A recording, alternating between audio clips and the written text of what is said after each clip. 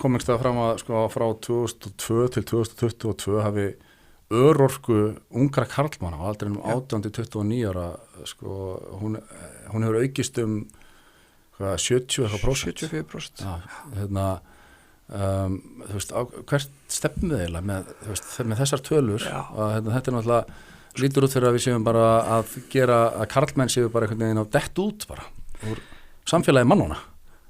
Ég meina skoðum heildamyndin og það það sem við verðum að gera. Þú veist, það sem ég hef svo miklar áhyggjur af, við erum bara á brúninni hérna með eitthvað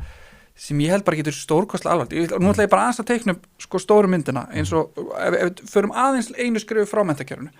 Samhliða því, og það var nú doktorinn föður minn sem benti mér á að byrja að skoða hérna hans tryggingakerfið, hann sagði Tryggvi,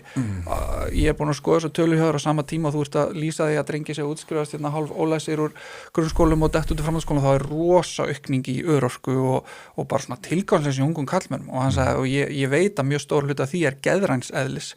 og hérna, þannig ég hveti til að skoða það og við í nokkra mánuði reyndum að fá þessu tölur frá Tryggingastofnun sem við fengum síðan loksins og þá sýndi það að á þessu 20 ára tímabili er sá hópur sem að fjölgar mest í 75% örorkar, hæsta örorkuhlutfallið. Það eru kallmenn á þessum aldri. Þetta á að vera okkar hraustasta fólk. Það var okkar hraustasta fólk.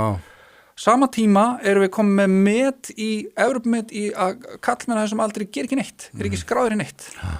Og tilgangsleysi er að aukast og sko, ég fekk svo mikið af sögum sem eru bara sögur, sem eru bara raunveruleiki einstaklingana, sem eru svo erfitt að grípa í svona skýrslu, en ég man til dæmis að ég er að fara að tala við framhaldsskóla skólastjóran, þá sagði hann, já, áhugavert og kemur nú að tala um í dag, hérna, ég lendi í núna bara fyrir klukkutíma að það komið 3 ungir drengir til mín og þeir sögust alltaf hætt í framhaldsskólanum vegna þess að þeir ætla að fara í netháskóla Andrew Tate. Já, og þú veist, ég held að þessi eina saga sé nú bara svona ágætis svona púls á mjög stórri þróun sem er að eiga sér stað.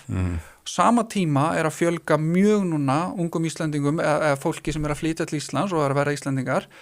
og drengirnir í þeim hóp, það er viðkvæmastu hópurinn á öllum.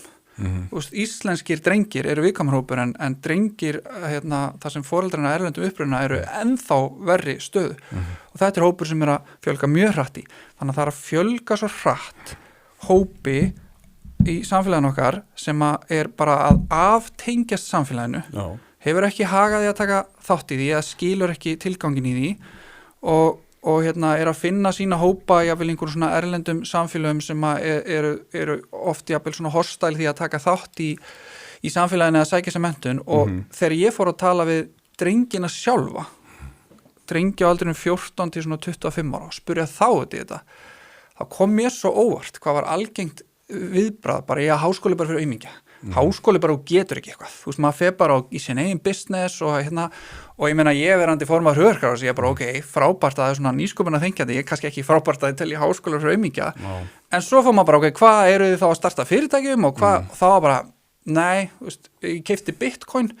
þú veist, og þar náttúrulega er ákveðið menntabil líka sem er bara frábært að vilt vera frumkvöld og fara út í þástarfsemi en það er líka menntun sem þú þarft á að tilengja þér og þannig að þeir voru búin að segja svolítið bara, heyrðu, hérna